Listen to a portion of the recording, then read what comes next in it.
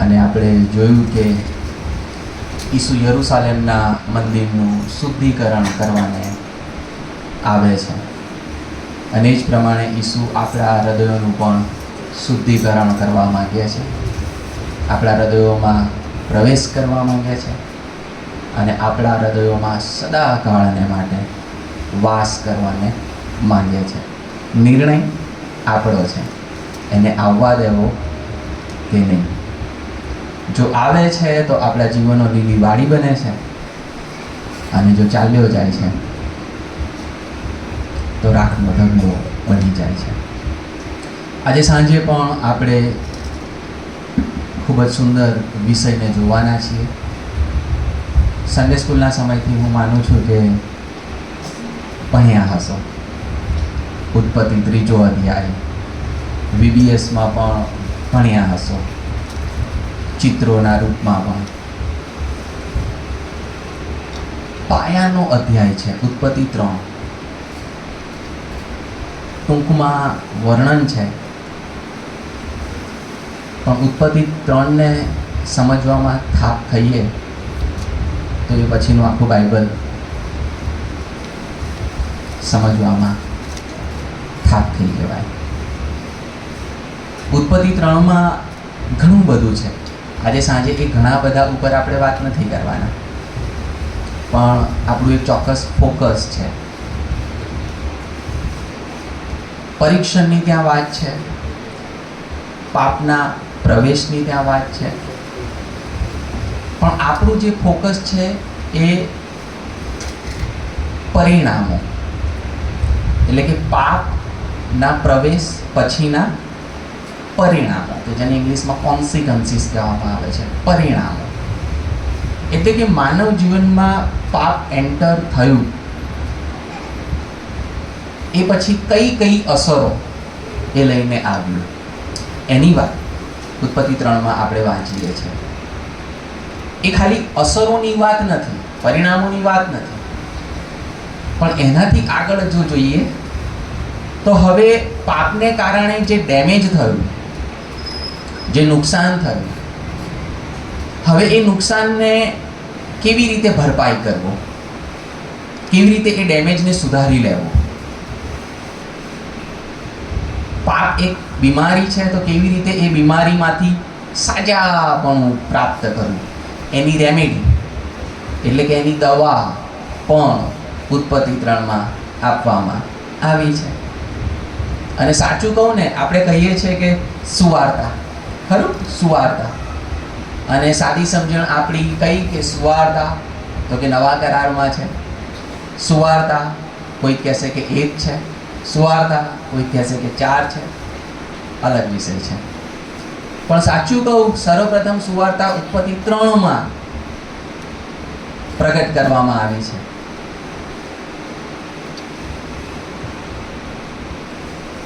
તે તારું માથું છૂંદશે અને તું તેની એડીને છૂંદશે. એ ઈસુ અને શેતાન વધસ્તંભ ઉપર જે થવાનું હતું એ ઉત્પત્તિ 3માં પ્રગટ કરી દેવામાં આવ્યું હતું. હજારો વર્ષો પછી વધસ્તંભ ઉપર એ બીના આકાર લેવાની હતી. સમજવાનો પ્રયત્ન કરજો. હજારો વર્ષો પછી, પણ ઉત્પત્તિ 3માં ખૂબ જ અગાઉથી વધસ્તંભ ઉપર ઈસુ અને શેતાનની વચ્ચે જે મહાયુદ્ધ થવાનું હતું, શેતાન ઈસુની એડીને કરડવાનો હતો અને ઈસુ શેતાનનું માથું છૂંદવાનો હતો, એની વાત ઉત્પત્તિ 3માં કરી દેવામાં આવી છે. અને આજે સાંજે આપણે એ બાબતની વાત કરવાના છીએ. ઈશ્વરની તારણ સાધક યોજનાની વાત આપણે કરવાના છીએ. અને મારા હૃદયની એક જ પ્રાર્થના છે, પ્રભુનો આત્મા આપણા હૃદયોની સાથે વાત કરે અને આજે સાંજે આપણને એક નવો આશીર્વાદ આપે. પ્રાર્થના કરીએ.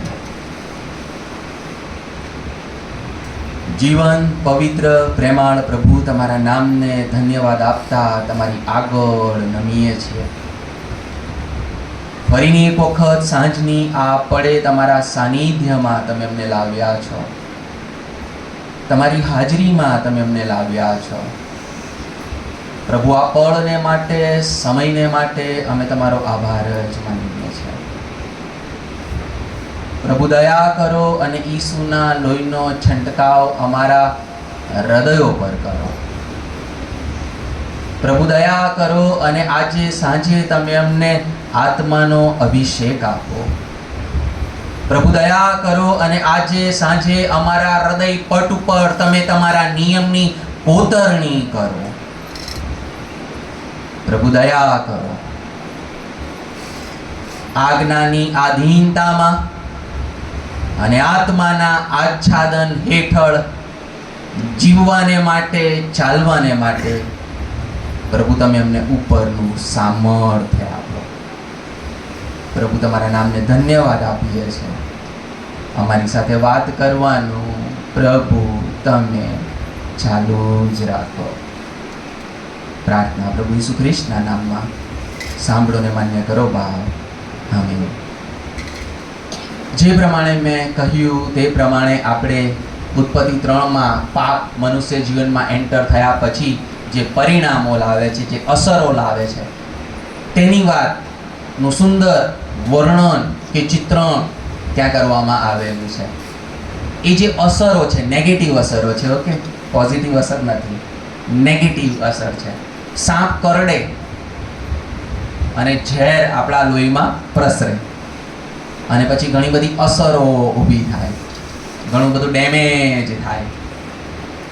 તો એ જ ચિત્ર ઉત્પત્તિ 3માં જોવા મળે છે. સાપ આવીને કરડે છે, અક્ષરશ નહીં પણ સર્પના રૂપમાં શૈતાન આવે છે અને ઈશ્વરની યોજનાને ડેમેજ કરવાનો પ્રયત્ન કરે છે, નુકસાન કરવાનો, હાનિ કરવાનો પ્રયત્ન કરે છે, કરડીને જતો રહે છે. એના કરડવાથી, શૈતાનના કરડવાથી, સાપના કરડવાથી, ડંસવાથી જે નુકસાન થાય છે, જે અસરો થાય છે, સર્વપ્રથમ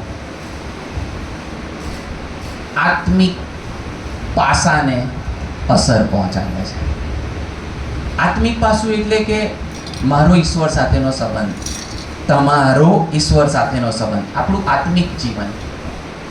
અને ત્યાં બહુ સ્પષ્ટ લખ્યું છે કે પાપ પહેલા ઈશ્વરનો આદમ હવા સાથેનો સંબંધ કેવો હતો?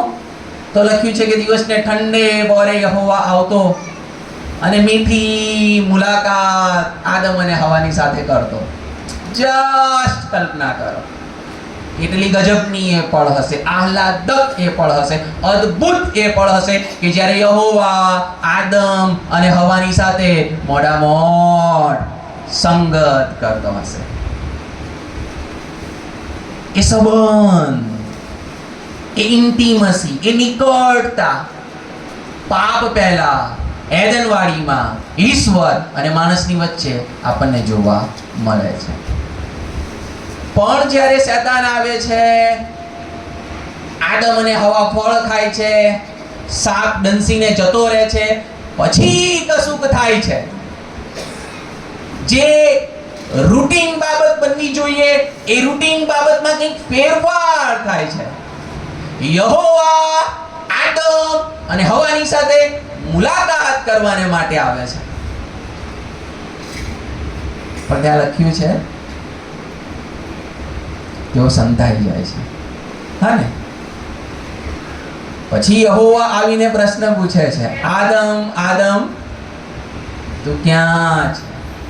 હવે થિયોલોજીકલી મને આનો થોડો ખુલાસો કરવા દો, કારણ કે કદાચ ઘણાને એવો પ્રશ્ન થાય, શું પ્રભુને ખબર નહોતી કે એ લોકો ક્યાં છે? સંતાઈ ગયા, સંતા કુકડી રમતા હતા અને પ્રભુને ખબર નથી માટે પ્રભુ પૂછી રહ્યા છે? ના, પ્રભુને ખબર છે કે વાડીમાં શું થઈ ગયું. એમના આવ્યા પહેલા કેવી રીતે વાડી ભેળવાઈ ગઈ, આપણે વાપરીએ છીએ ને શબ્દ, વાડી ભેળવાઈ ગઈ, પ્રભુને ખબર હતી. છતાંય પ્રભુ એ પ્રશ્ન પૂછે છે એટલા માટે કે આદમને ખબર પડે કે શું થઈ ગયું, એને વાસ્તવિકતાનું ભાન કરાવવાને માટે. પ્રભુને તો ખબર છે કે ડેમેજ થઈ ગયું છે, પણ આદમને પણ ખબર પડે, હવાને પણ ખબર પડે કે ડેમેજ થઈ ગયું છે. એ વાસ્તવિકતાનું એમને ભાન થાય માટે પ્રભુ પ્રશ્ન પૂછે છે, તું ક્યાં છે? સંતાઈ જાય છે. હવે ધ્યાનથી સાંભળજો. પાપ આપણો ઈશ્વર સાથેનો જે સંબંધ છે ને એને તોડી નાખે છે, બ્રેક કરી નાખે છે. ઇંગ્લિશમાં એક સરસ વાક્ય છે, મારું જ છે જો કે, અને આ પ્રમાણે છે કે guilt drags us away from God but grace draws us closer to him. guilt એટલે દોષ ભાવના. આપણે કહે છે ને મને ગિલ્ટ ફીલ થાય છે. દોષ ભાવના આદમ અને હવાને ઈશ્વરથી દૂર લઈ જાય છે. જુઓ તમે, સંતાઈ જાય છે, સંબંધમાં અંતર આવે છે.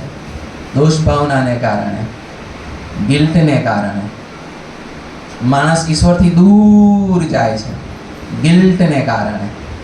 પણ ગ્રેસ એનાથી ઉલટી છે. ગ્રેસ કેવી છે? ગ્રેસ એટલે કે કૃપા.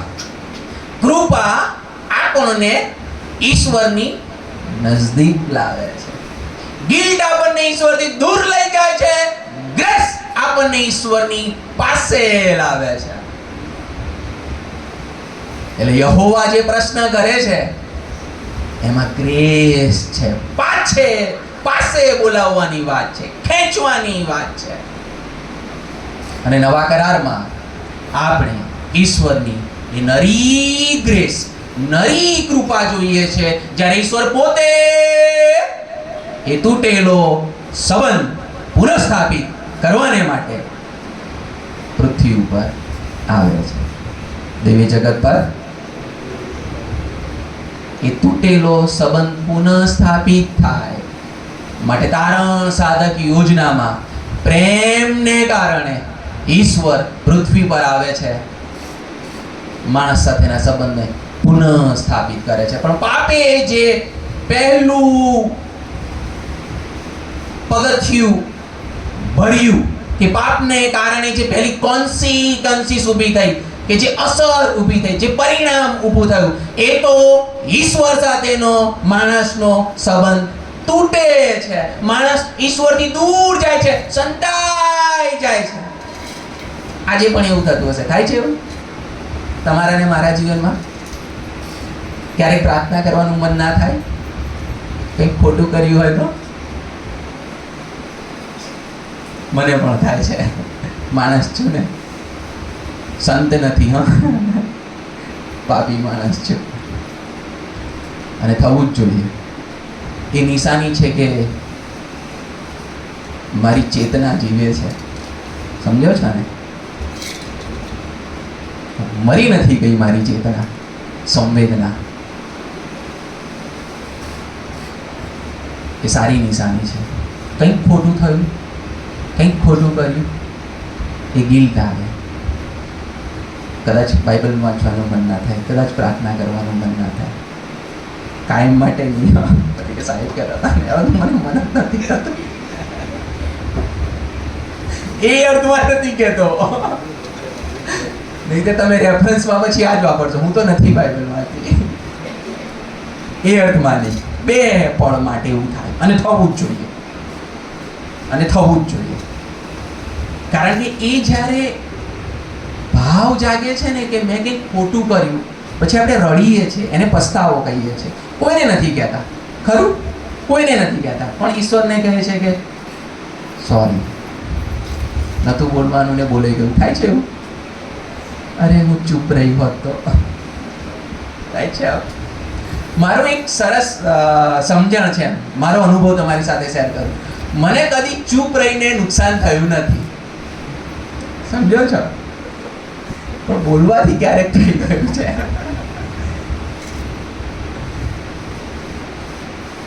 પણ ઘણા બધા હોય છે એવા પાત્રો કે જ્ઞાનનું પ્રદર્શન કરવા માટે બહુ અધીરા હોય.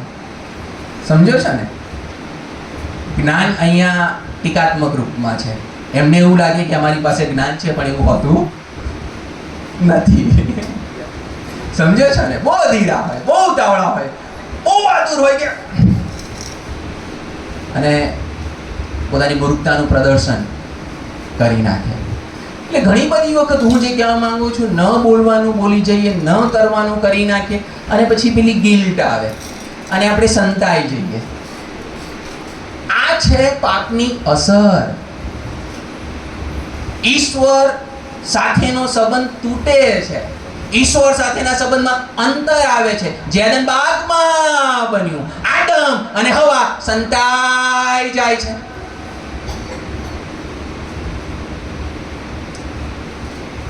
પાપ આપણો ઈશ્વર સાથેનો સંબંધ તોડી નાખે છે.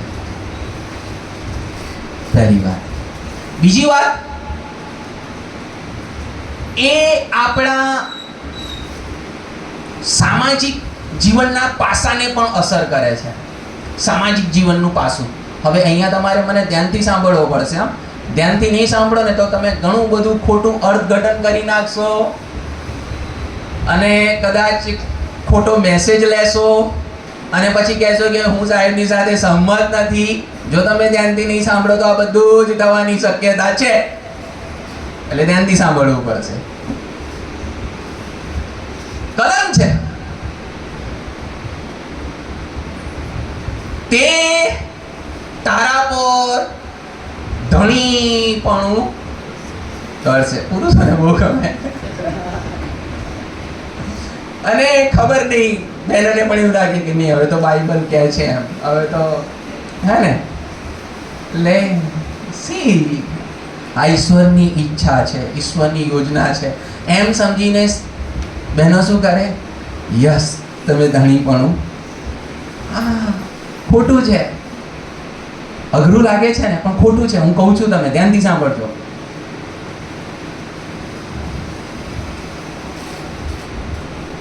પુરુષ સ્ત્રી ઉપર અધિકાર કરે ને એ ઈશ્વરની યોજના નથી. ધ્યાનથી સાંભળજો. પણ એ પાપને કારણે જે અસર ઊભી થવાની હતી ને, અસર,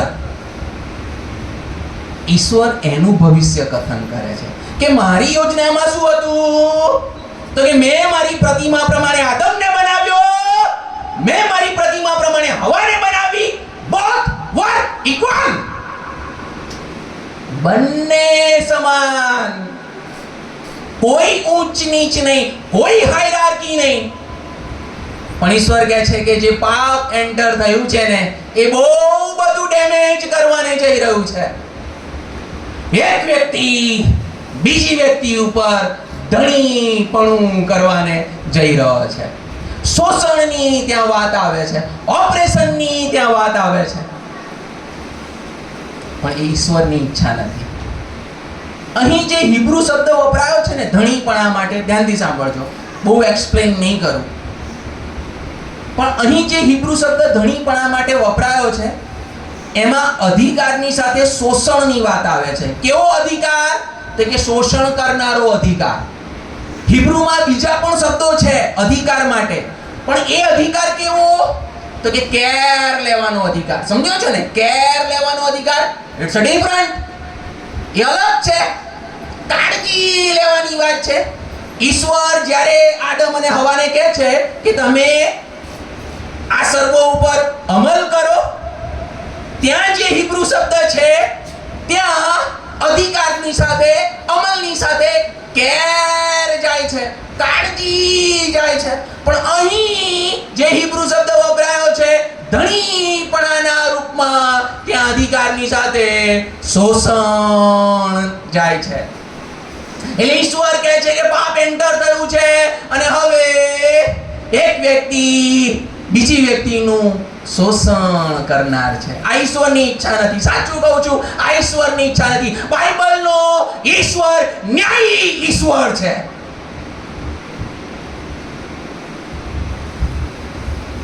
પાઉલ શું કહે છે નવા કરારમાં? ખ્રિસ્તમાં હવે નથી કોઈ પુરુષ. નથી વાંચી આટલી મહત્વની કલમ? નથી કોઈ સ્ત્રી, નથી કોઈ સ્વતંત્ર, નથી કોઈ દાસ, નથી કોઈ યહૂદી, નથી કોઈ ગ્રીક.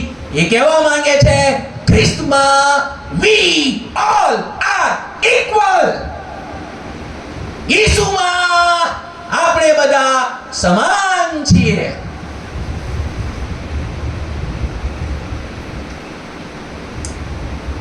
સમજો છો ને? એટલે પેલું ધણીપણું ઈશ્વરની ઈચ્છા નથી, પણ ઈશ્વર કહે છે કે પાપને કારણે હવે એવું થશે, હવે એવું થશે, હવે કેવો સમાજ ઊભો થશે, હવે કેવી સોસાયટી ઊભી થશે, હવે કેવું ફેમિલી ઊભું થશે કે જ્યાં એક વ્યક્તિ બીજી વ્યક્તિનું શોષણ કરશે, જે મારી ઈચ્છા નથી. ઈશ્વર એવું કહે છે, એ મારી ઓરિજિનલ ડિઝાઇન નહોતી. ઈશ્વર એવું કહે છે પણ પાપને કારણે હવે ઘણું બધું ડેમેજ થવાનું છે. માનવી સંબંધો ડેમેજ થવાના છે. અને આપણે જોઈએ છીએ ને આજે શોષણ, એક વ્યક્તિ બીજી વ્યક્તિનું શોષણ કરે છે. ખાલી પુરુષ અને સ્ત્રીની વાત નથી, એ તો છે જ, પણ શોષણ શોષણ શોષણ ઈશ્વરની ઈચ્છા છે જ નહીં. હંમેશા યાદ રાખો, ઉત્પત્તિ પહેલા અધ્યાયમાં ખૂબ જ સુંદર ડિઝાઇન આપી છે. ઈશ્વરે કહ્યું કે આવો આપણે આપણી પ્રતિમા પ્રમાણે માણસને બનાવીએ. ધ્યાનથી સાંભળો, ઈશ્વરની પ્રતિમા બધામાં છે, મારામાં છે, તમારામાં છે, બધામાં છે. હું કેવી રીતે કોઈ વ્યક્તિનું શોષણ કરી શકું જેનામાં ઈશ્વરની પ્રતિમા છે?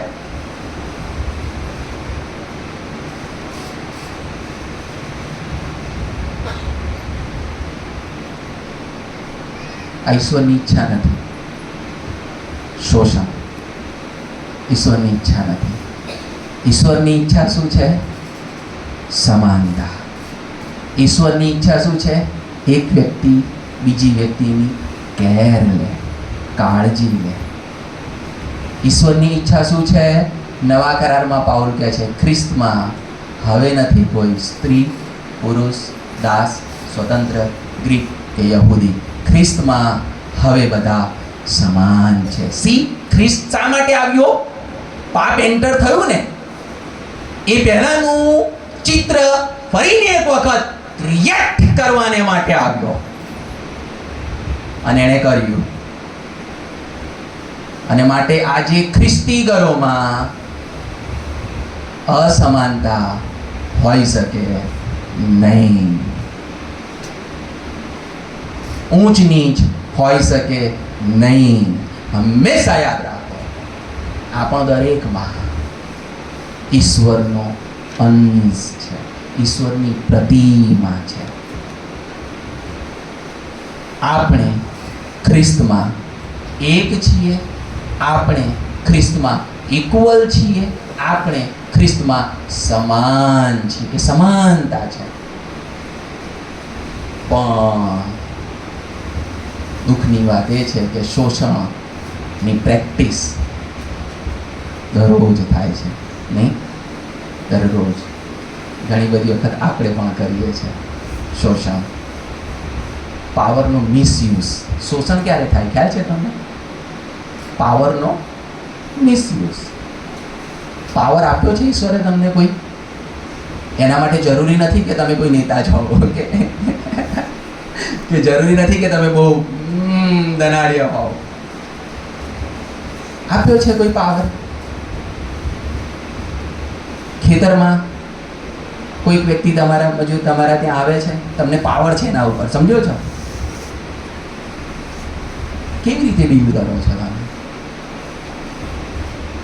અને પછી આપણે પાછા સંદેશા બીજાઓ માટે આપે કે પેલો શોષણ કરે, આપણે તારી વાત કર ને, તું શું કરે છે? શોષણ ઈશ્વરની ઈચ્છા નથી. એક માણસ બીજા માણસનું શોષણ કરે એ ઈશ્વરની ઓરિજિનલ ડિઝાઇન હતી જ નહીં. ઈશ્વરની ઓરિજિનલ ડિઝાઇન કઈ હતી? આવો આપણે આપણી પ્રતિમા પ્રમાણે માણસને બનાવીએ. અને પછી એ ઓરિજિનલ ડિઝાઇનની ઊંચાઈ જો તમારે જોવી હોય ને, ઊંચાઈની વાત કરું છું, તો યોહાનની લખેલી સુવાર્તા 17મો અધ્યાય તમારે વાંચવો પડે. ત્યાં પ્રભુ ઈસુ ખ્રિસ્તની પ્રાર્થના છે. અને ત્યાં પ્રભુ ઈસુ ખ્રિસ્તની પ્રાર્થનાનું એક વાક્ય એ આપણા સીએનઆઈ મંડળીનો સિદ્ધાંત છે. એકતા, યુનિટી. ઈસુ કહે છે પ્રાર્થનામાં, યોહાનની લખેલી સુવાર્તા 17મો અધ્યાય ઘરે જઈને વાંચો. પ્રાર્થનામાં પિતાને કહે છે, પિતા એવું થવા દે કે તેઓ, એટલે કે શિષ્યો અને મંડળી, તેઓ આપણા જેવા એક થાય. પિતા અને પુત્ર સમાન છે. ઈશ્વર પિતા, ઈશ્વર પુત્ર, ઈશ્વર પવિત્ર આત્મા. We believe in triune God. ત્રિએક ઈશ્વર, અને એ ત્રિએક ઈશ્વર એક છે, સમાન છે, એમનામાં કોઈ હાયરાર્કી નથી. અને ઈસુ કહે છે એવું થવા દે કે એ લોકો પણ આપણા જેવા એક થાય. એકદમ ઊંચાઈની વાત કરું છું. શોષણની વાત આવે જ નહીં ખ્રિસ્તી ફેમિલીમાં, શોષણની વાત આવે જ નહીં ખ્રિસ્તી મંડળીમાં, શોષણની વાત આવે જ નહીં ખ્રિસ્તી સમાજમાં, જો આપણને ઈશ્વરના વચનનું સાચું જ્ઞાન હોય તો. પણ ડેમેજ કરી નાખે છે, આપણે જાણીએ છીએ, કરી રહ્યું છે, આપણે જાણીએ છીએ.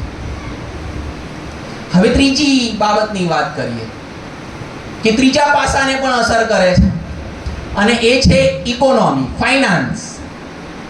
પાપ ફાઇનાન્સને અસર કરે, પાપ ઇકોનોમીને અસર કરે, એટલે કે પાપ આપણા અર્થશાસ્ત્રને અસર કરે.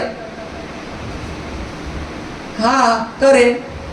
લખ્યું છે કે તારે લીધે પૃથ્વી શ્રાપિત થઈ છે, અને હવે તે તારે માટે કાંટા તથા કંટાળી ઉગાવશે. Thorns and thistles it will give you. Basically આ રૂપક છે. ઓકે, પછી ખેતરમાં ચાલો આ કાંટાને કંટાળી આ ના હોત, આ પાપ થયું ને, એવું નથી. રૂપક છે, રૂપક, સમજો છો? રૂપક છે. કંઈક એની પાછળ મેસેજ અલગ છે, અર્થ અલગ છે.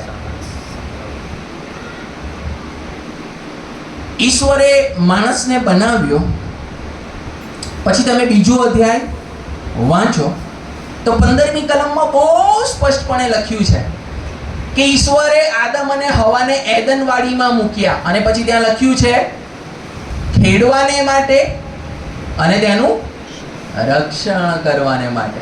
ઘણા બધા એવા પણ પાત્રો છે, એમને એવું થાય કે આ પાપ ના થયું હોત ને તો વાડીમાં જલસા જ હતા, કઈ કામ નહીં કરવાનું.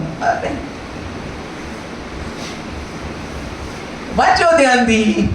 પાપ પહેલા ઈશ્વરે માણસને બનાવવાની પાછળનો હેતુ ત્યાં સ્પષ્ટ કરી દેવામાં આવ્યો છે. પાપ થયું એ પહેલા. ઉત્પત્તિ 2 અધ્યાય. ઈશ્વર આદમને બનાવે છે, હવાને બનાવે છે, વાડીમાં મૂકે છે. શા માટે? જલસા કરો.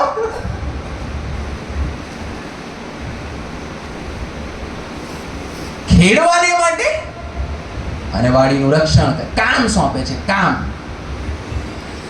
હવે ધ્યાનથી સાંભળજો. વિષય બહારની વાત છે પણ કહી દઉં, આ મારો મનગમતો વિષય છે એટલે આ તો હું કહીશ જ. આળસ, આળસ, આળસ બહુ ડેન્જર છે. ઘણા બધા પ્રભુનું નામ લઈને આળસનું આવરણ ઓઢી લેતા આવે છે. ખ્યાલ છે? હું તો હવે પ્રભુનું ભજન કરવાનું, બસ પ્રભુનું જ ભજન કરવાનું, પ્રભુનું જ. અલગ પણ તને ખાવાનું કોણ આપશે?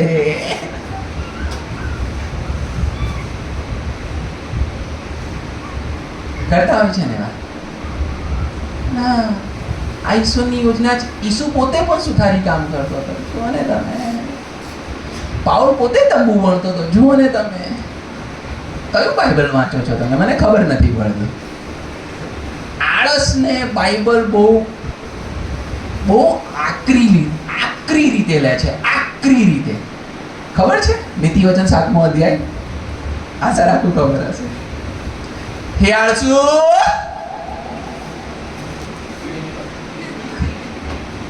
તું કીડી પાસે જા. કીડી મહેનતું છે ને, શીખ કે એની પાસેથી શીખ તું. આળસ બહુ ડેન્જર છે. ઈશ્વર પોતે ઈશ્વરના નેચરની વાત કરી છે ને, ઈશ્વરના સ્વભાવની. ઈશ્વરનો સ્વભાવ છે કામ કરવું, એ ઈશ્વરનો સ્વભાવ છે. 6 દિવસ ઈશ્વરે શું કર્યું? બેસી રહ્યા, કામ કર્યું. પહેલા દિવસે આ બનાવ્યું, બીજા દિવસે આ બનાવ્યું, ત્રીજા દિવસે આ બનાવ્યું. સી કામ કરે છે.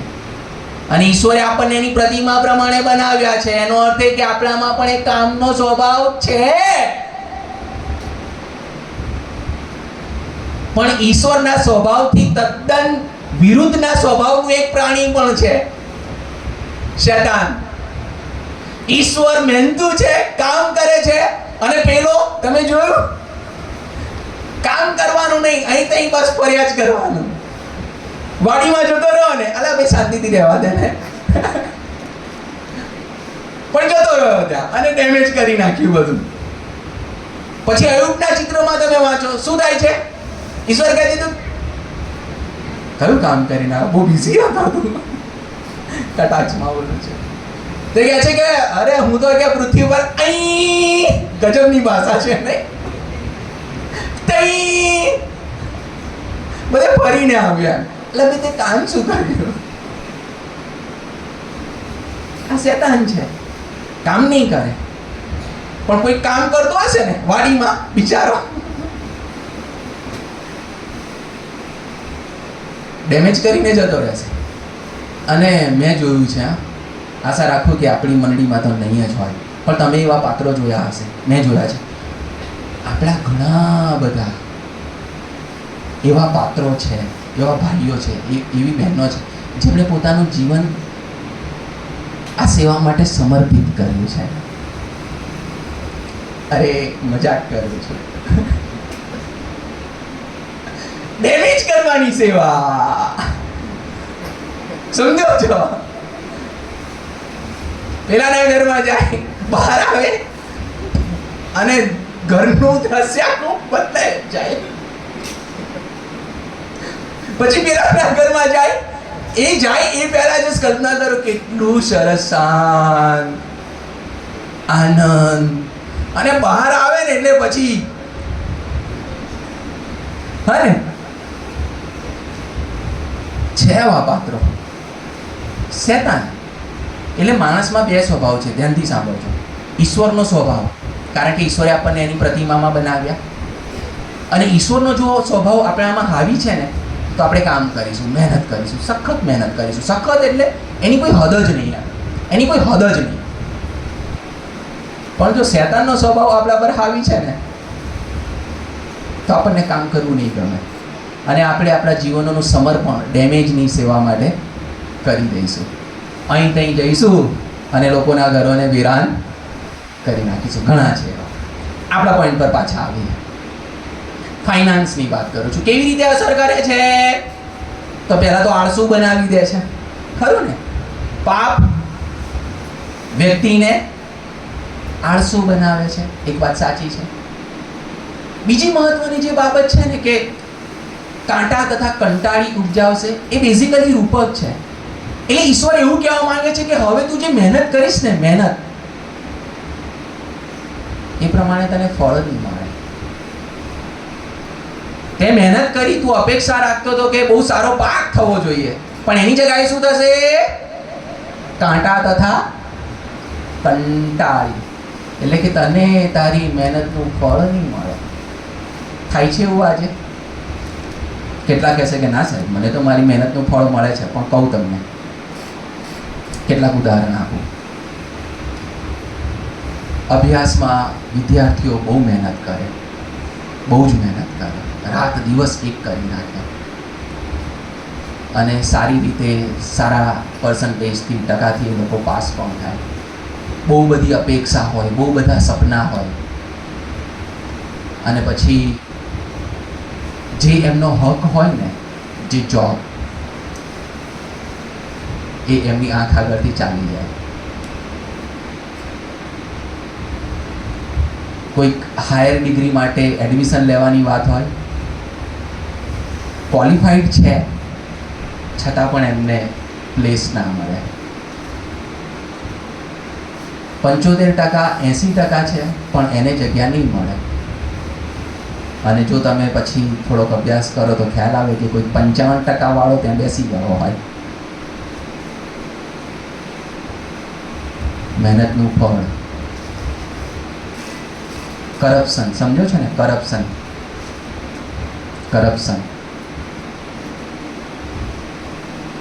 વ્યક્તિઓ મહેનત કરે છે, પરસેવો પાડે છે, પણ છેવટે એમનો હક કોઈ છૂટવી જાય છે. આ ઈશ્વરની ઈચ્છા નથી, હા, પણ ઈશ્વર કહે છે કે પાપને કારણે હવે આવું થશે. તારો હક કોઈ બીજો લઈ જશે. તારો હક કોઈ બીજો લઈ જશે. કોઈક વ્યક્તિનું સરસ ખેતર હોય અને આજકાલ થઈ રહ્યું છે અમુક ડેવલપમેન્ટના કારણે જમીનોના ભાવ વધે. મેં તો બહુ જોયું છે. હું જે વિસ્તારમાંથી આવું છું ને ત્યાં તો ભયંકર દુષ્ટતા છે આ બાબતમાં, જમીનો પડાવી લેવાની બાબતમાં. ગરીબ ખેડૂતો ભણેલા ના હોય, સમજો છો ને, આર્થિક રીતે બહુ દબાયેલા કચડાયેલા હોય, મફતના ભાવે એમની જમીનો. એવા સીન જોયા છે ને મેં. જમીન વેચે એટલે એને કેટલા સન્માન સાથે એના પૈસા મળવા જોઈએ. બિચારો પાછળ ફરે, મને મારી જમીનને પૈસે પણ અલા છાની માની, તને ખબર છે? એમાં એનો પણ વાત ખરો ને, એને જ્ઞાન જ નથી. થોડુંક તો જ્ઞાન એને લેવું જોઈએ ને. એમાં એનો પણ વાત. ચણા મમરા આપતા હોય ને, ચણા મમરા, ખ્યાલ છે? ચણા મમરા એ રીતે પૈસા આપી દે ને પેલાની જમીન લઈ લે. કરોડોના ભાવની જમીનની વાત કરું છું, લાખોના નહીં. હું જે વિસ્તારમાંથી આવું છું ત્યાં કરોડોના ભાવની જમીન, ચણા મમરાના ભાવે. આટલા આપે પૂરું, ફિનિશ. હક લઈ લે, હક. તમારો હક છૂટવી જાય. પાપની અસર, તને તારી મહેનતનું ફળ મળશે નહીં. શું થશે? તો કે કોઈક તારો હક ઝૂંટવી જશે. પણ ઈશ્વરના બાળકો તરીકે આપણે એને પ્રેક્ટિસમાં ના મૂકી શકીએ. હા, ધ્યાનથી સાંભળજો. પછી એવું થાય કે ઓકે, આ તો હવે કદાચ સાહેબે કીધું એ પ્રમાણે તો કદાચ હવે પાપને કારણે આ જગતની આ વ્યવસ્થા જ છે, તો આપણે પણ એવું કરવું જોઈએ. ના, બાઇબલ એવું કહેતું નથી.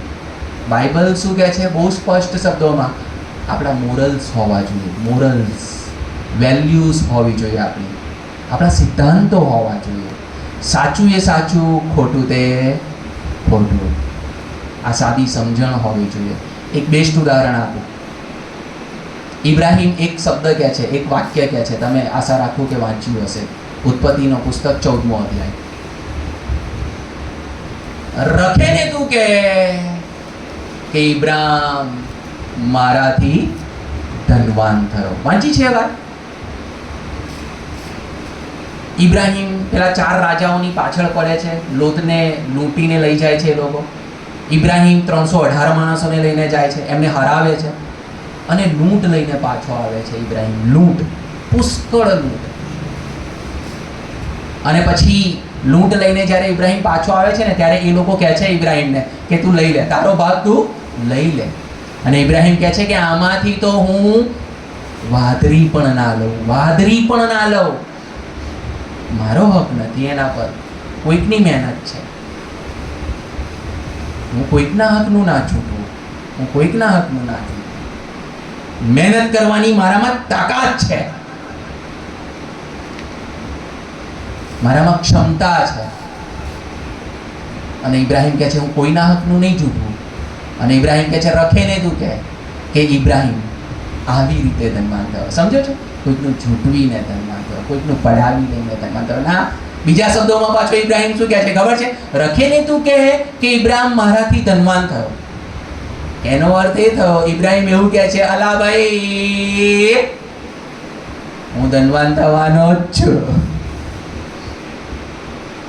આ રસ્તે I am born to be a king. હું રાજા બનવાને માટે જન્મ્યો છું. અભિમાન નહોતું એ, પણ તમારે ઉત્પત્તિ 12મો અધ્યાય વાંચવો પડે. 12મો અધ્યાય, ઉત્પત્તિ 12મા અધ્યાયમાં ઈશ્વર ઇબ્રાહિમને તેડું આપે છે અને શું કહે છે? હું તને આશીર્વાદ આપીશ અને તારું નામ બહુ મોટું કરીશ. ઇબ્રાહિમ જાણતો હતો કે ઈશ્વર મને આશીર્વાદ આપવાને જઈ રહ્યો છે અને આવતીકાલે ઈશ્વર મને ટોચ પર મૂકશે, મને ઊંચાઈ પર મૂકશે, પણ આ રસ્તે નહીં. મારા મોરલ્સ, મારા સિદ્ધાંતો મને આમ કરવાની અનુમતિ આપતા નથી. કોઈના હકનું ના પડાવું, પણ ધનવાન તો હું થવાનો. I am born to be a king. ઈશ્વરે મને તેડું આપ્યું છે. ઈશ્વર મને આશીર્વાદ આપવાને જઈ રહ્યો છે. મિત્રો, ખ્રિસ્તી વ્યક્તિઓ તરીકે સપનું તો જોવાનું. આપણે પાછા ઘણા બધા છે ને, ખોટી સમજણો એટલી બધી છે ને, પેલી કલમ જે છે ને, લોભ ના કર, એને ખોટી રીતના લઈ લે છે. બોલો કે પ્રભુએ કીધું છે ને લોભ નહીં કરવાનો સાહેબ, એટલે આપણે તો બસ આટલામાં રાજી છીએ. અલા ભાઈ, એવું નથી. તું સમજ ને મારી વાત. લોભથી તમે શું કરો? કોઈકનું જૂઠો લોભથી. એવું નથી કરવાનું. બાઇબલ કહે છે લોભ ના કર, કોઈકનું ના જૂઠો. પણ બાઇબલ કહે છે કે સપના તો હંમેશા મોટા જ જોવાના. ખરું? સપના તો હંમેશા ઊંચા જ જોવાના. યુસુફે જોઈ નાખ્યું સપનું. એક દિવસ એવો આવશે કે આખું વિશ્વ મારી આગળ ઝૂકશે. અને થયું પણ ખરી. આખું વિશ્વ એની આગળ ઝૂક્યું. સપનું મોટું જોયું. આકાશમાં ઉડવાનો અધિકાર બધાને છે. બધાને છે. બધાને છે. પણ ખોટા રસ્તે નહીં. સમજો છો? મારો પોઈન્ટ આ છે. કોઈકની ઝૂંપડી પડાવી લઈને શીશ મહેલ ના બંધાય. સમજો છો? મહેનતથી, સખત મહેનતથી. ઇબ્રાહિમ જેમ કહે છે ત્યાં, રખેને તું કહે કે ઇબ્રાહિમ આ રીતે ધનવાન થયો, હું એ રીતે ધનવાન નહીં થયું. હું મારા મોરલ સાથે કોઈ સમાધાન નહીં કરું. હું મારા નીતિશાસ્ત્ર સાથે કોઈ સમાધાન નહીં કરું. હું ખોટે માર્ગે ભેગું નહીં કરું. હું મહેનત કરીશ અને મને ખબર છે મારો પ્રભુ મને આશીર્વાદ આપવાને જઈ રહ્યો છે. ગજબની વાત. પણ આપણા ફાઇનાન્સ ઉપર પાપે અસર કરી છે. એક વ્યક્તિ બીજા વ્યક્તિનું પડાવી લે છે, હક છીનવી લે છે, ઝૂંટવી લે છે. આ પાપની અસર છે. પાપની અસર છે. ચોથી ને છેલ્લી બાબત, પાપની છેલ્લી અસર ફિઝિકલ લાઈફ, શારીરિક જીવન. શું લખ્યું છે ત્યાં? તું ધૂળમાંથી લેવાયો અને ધૂળમાં પાછો ભળી જશે. આ બોડી જવાનું છે એવું જાહેર કરી દેવામાં આવ્યું. અમરત્વ નથી એવું જાહેર કરી દેવામાં આવ્યું. એટલે કે ફિઝિકલ લાઈફને પણ અસર કરી.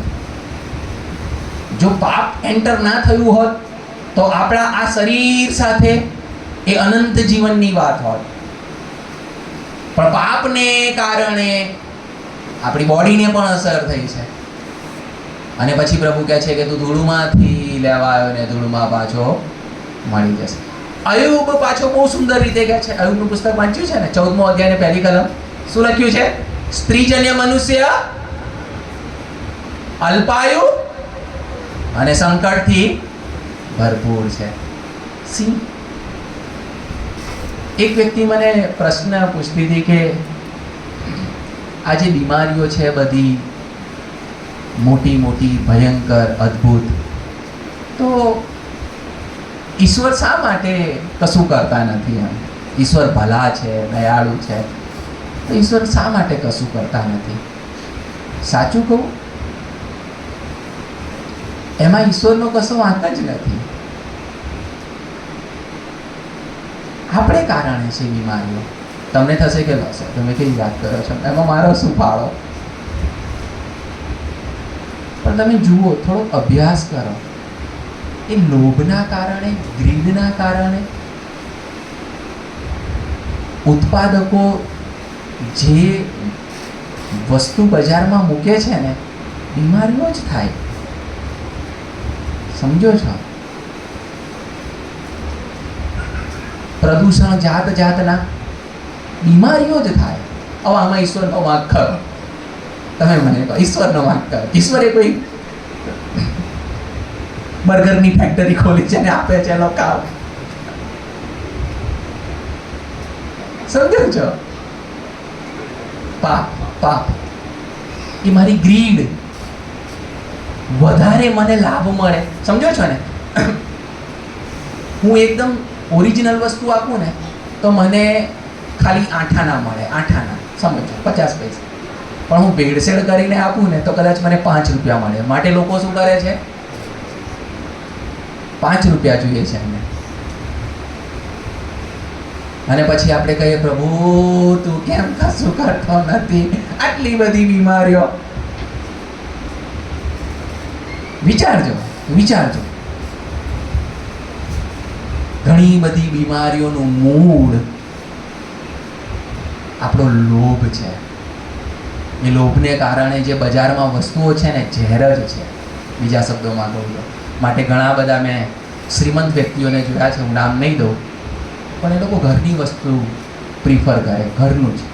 બહાર જાય તો પણ ઘરનું. બહુ ધનાડ્યો. એક વ્યક્તિને હું ઓળખું છું, નામ નહીં દઉં, સારું નહીં લાગે, પણ બહુ માન આપું છું એમને આ બાબતમાં.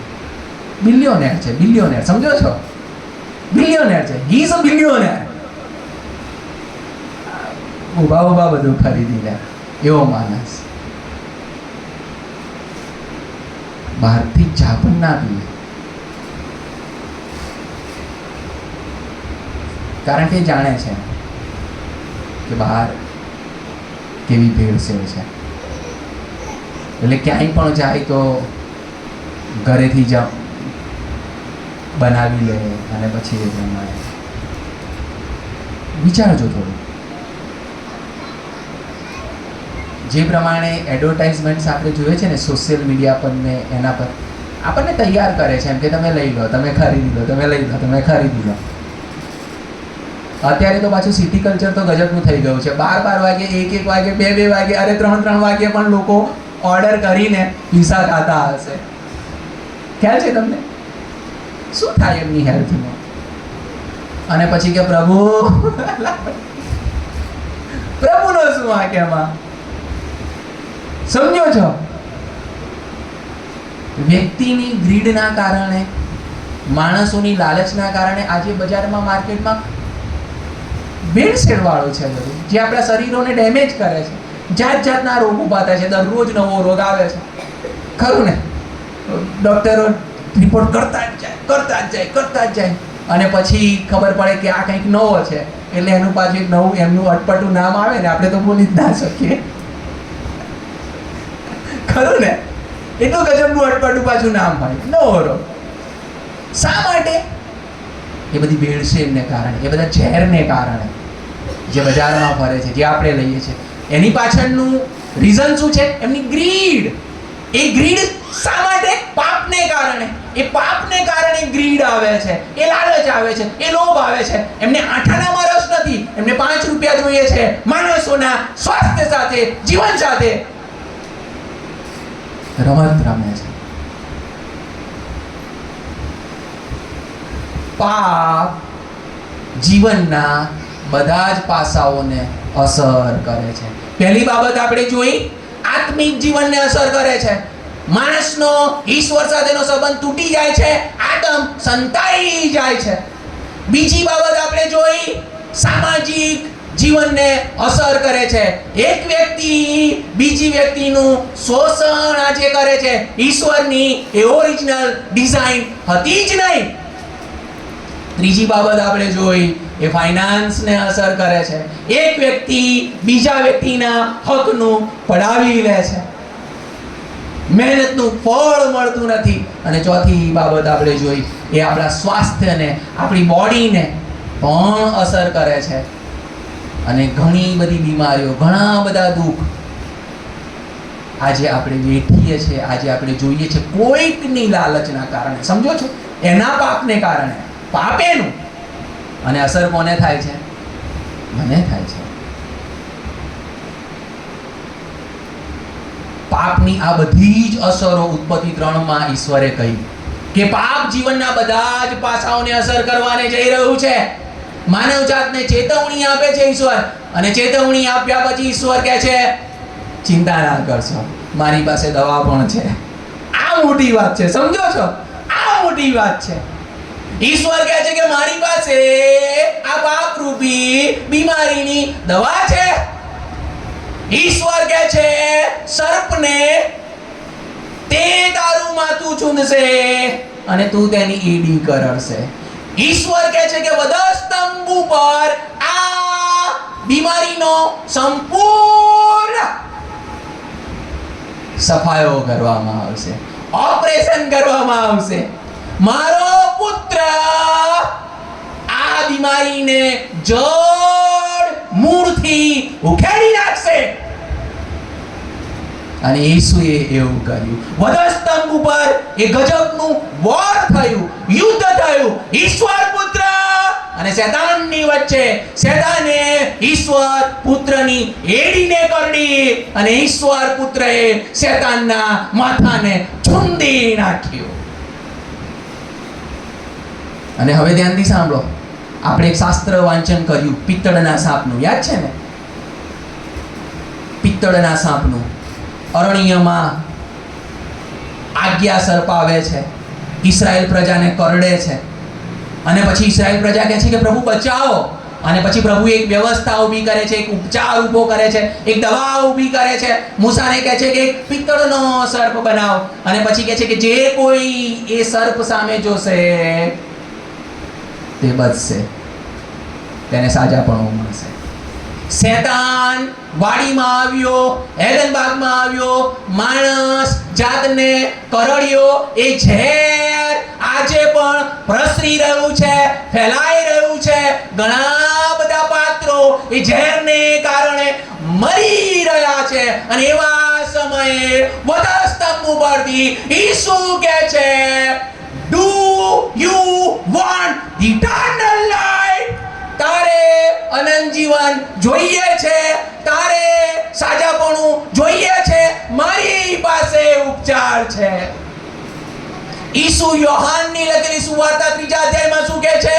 જેમ મૂસાએ રાનમાં સર્પને ઊંચો કર્યો, તેમ માણસના દીકરાને ઊંચો કરાવવાની જરૂર છે. વધસ્તંભ ઉપરના ઈસુના મરણની વાત કરવામાં આવી, અને ઈસુ કહે છે વધસ્તંભ પરનું મારું મરણ. અને વધસ્તંભની સામે જ્યારે કોઈ પાપી જોશે વિશ્વાસથી, એ જ પડે તેને તેના પાપોની માફી મળશે. કેટલું સરળ!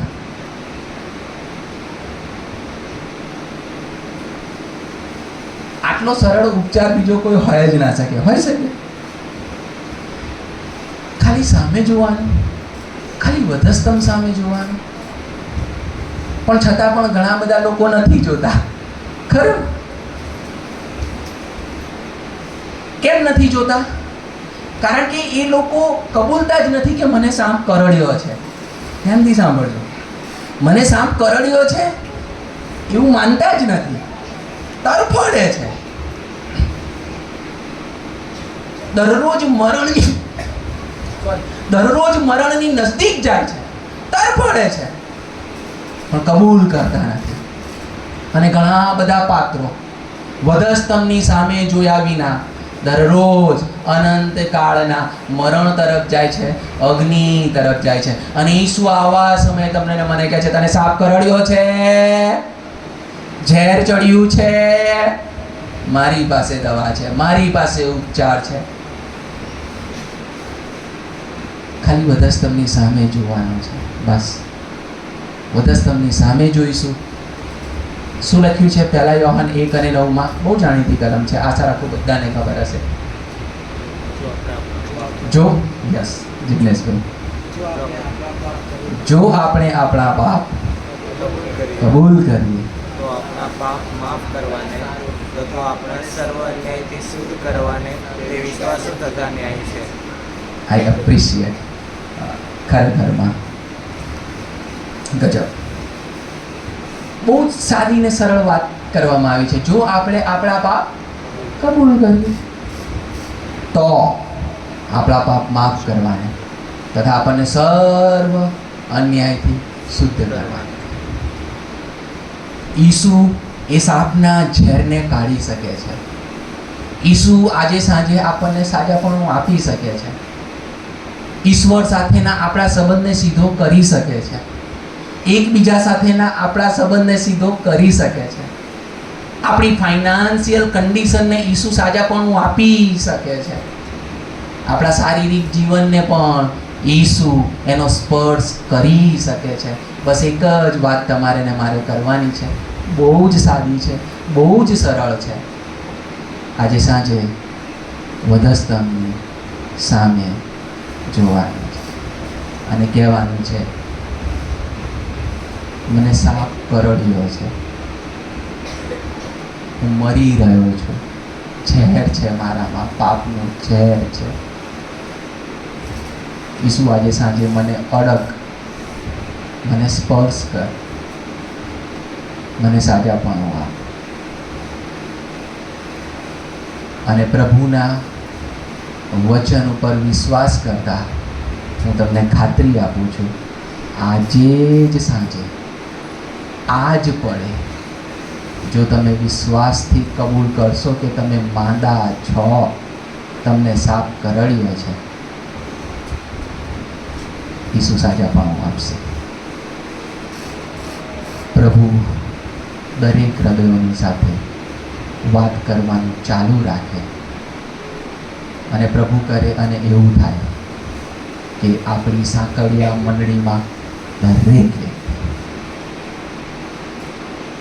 વધસ્તંભની સામે જુએ અને વધસ્તંભમાંથી સાજાપણું પ્રાપ્ત કરે.